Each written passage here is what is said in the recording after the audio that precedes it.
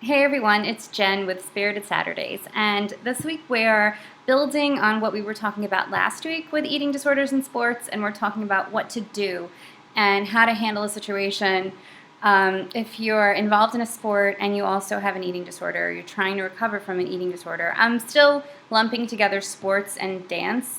I'm not sure if a dancer would call their dancing a sport, but it's just a matter of physical activity that can get competitive or can, unduly, that the eating disorder can kind of unduly influence. So I'm just going to talk about that too, because I know that, eating disorders are pretty rampant in the dance world as well. So um, I do have to say that I happened to, I wasn't even realizing when I put it on, but I happened to be wearing a Yankees shirt today.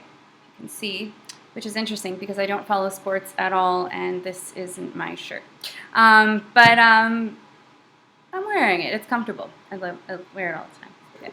Anyway, so that said, first I want to explain that I think it's always hard that if you're doing something that you love and that you're passionate about, that, if you have an eating disorder, you might have to do less of it.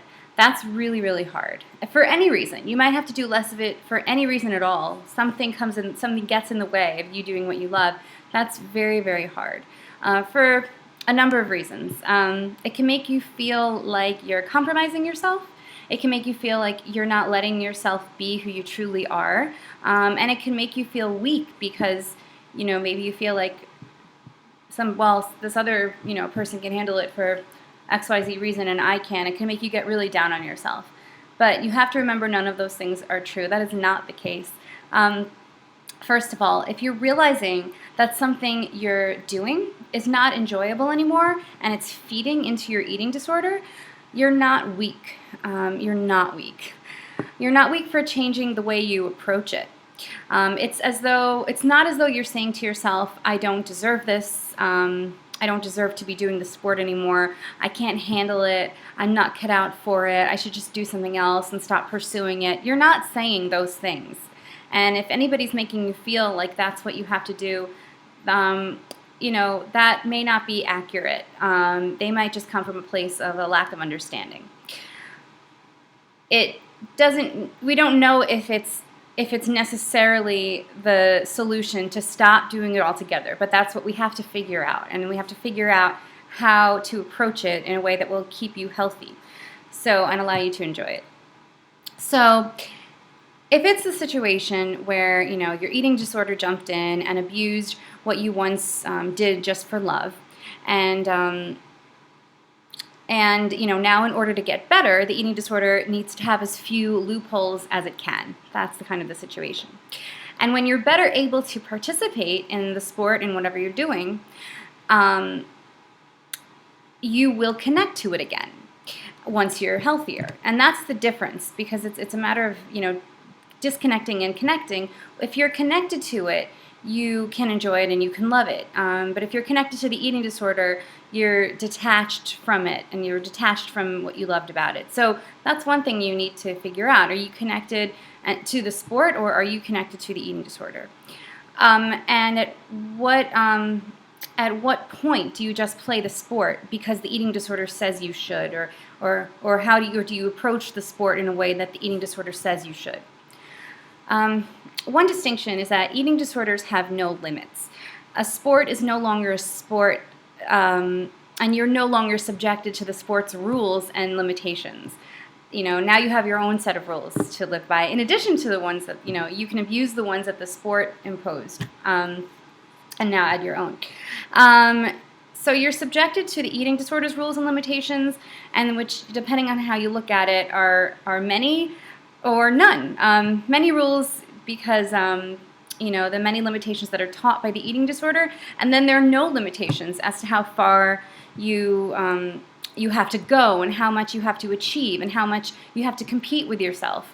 And it becomes about self-punishment and about beating your own records and about competing with yourself.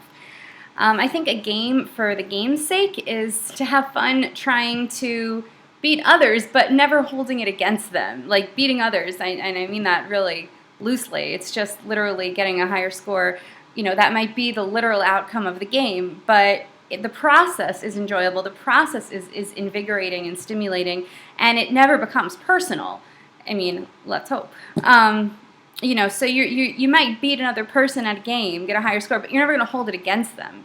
In a game for an eating disorder's sake is trying to beat yourself, and you continue to hold it against yourself. And even if you do beat yourself, you still say, well, that's not good enough. And even if you're playing with someone on your own team and they don't live up to something, they don't get as high of a score as you would have liked for the sake of the team, it's not personal. So you might realize that also the eating disorder started before you pursued the sport, and that it always served the purpose of the eating disorder, the sport did, in which case you will have to change it in a more permanent kind of way. Your kind of relationship with the sport, if you want to continue doing it, you might have to seriously revamp it or not do it at all. In that case, it's what your sickness was built upon, and if that's the case, then it's a matter of seriously reevaluating how much you really want it in your life and how much harm it's actually doing. You need to figure out a way that have it in your life so that it will improve the quality of your life. And if it's so wired into who you are, this can be a long and hard process, much like detox, actually. In terms of dance, just some solutions as to how to keep it in your life. Not saying you're never going to dance again, but I knew a dance major in school who had an eating disorder and realized that she was much happier pursuing a dance therapy degree. And again, this is not to say, because I know somebody said to me, don't try to be a musician, just be, not just be a music therapist, that's not what I'm saying, but be a music therapist instead of a musician. It could feel like, ouch, like somebody is pounding you, because they're saying that you won't make it as a musician, just be a music therapist, just be a music teacher. I'm actually in school to be a music therapist, but it is very different, and it doesn't mean that I'm going to stop pursuing music. I'm just pursuing both. So be careful if you recommend that to somebody, because then it might make them feel like they're not good enough at what they're doing. But the thing is that this person is happier now doing dance therapy, and that's a way that she's managing to keep it in her life. I remember that I was in treatment with somebody who was a marathon runner, and this person really did have a passion for running. And it was, it was really hard to watch her get upset one day in treatment when a marathon was going on that day, and she was not in it. She was in this marathon every year. And I think the healthy part was that she was identifying what she was missing and what her eating disorder was missing. So I couldn't really tell you what it was at that point, but I can tell you that later she did run again, and in a healthy way. The point is, you might need to take a complete break from what you're doing in order to both get physically healthier, so you won't be in danger if you do it, and also to figure out how much is coming from you and how much is coming from the ED, what's motivating it. And you can only really see that and get a clearer perspective if you've stepped away from it and are in a healthy environment or around healthy people who are giving you reality checks and letting you assess it in a healthy way. So remember that when you do figure it out, if you realize that you're really passionate about what you're doing, you've earned the freedom to do it again, and you've earned the freedom to thoroughly enjoy it, no strings attached. It's also important that you talk to your peers who are doing the same kind of thing. They might be going through something similar or may have gone through something similar. They might also be able to validate you about that particular coach or trainer or teacher that you're working with. For example, a coach who is triggering to you or unfair or gets too personal or too demanding. You might think that you're weak for not being able to tolerate that. But talking to others will allow you to feel as though you're not weak and it's not you, and that this person really is too demanding or patronizing or unfair somehow. And then that becomes another question, what do you do about that? But at least you can have that validation. But even if you don't get the validation you need from your peers or whoever it is, you need to know that it's not your fault if you're not living up to someone else's expectations, and they are often unrealistic.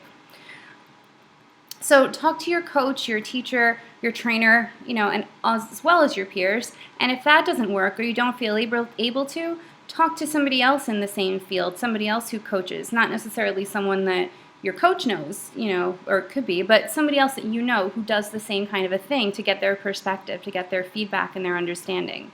And obviously, if you're in therapy, talk to your therapist about how to handle things like rejection, how to handle not winning a game, how to handle not being hard on yourself, and how to handle things like, inadvertent body comments or body expectations of the people who participate in the sport across the board, and really, really figure out what is fair to you, what is fair to be expected of you, and what is unfair and unreasonable, and and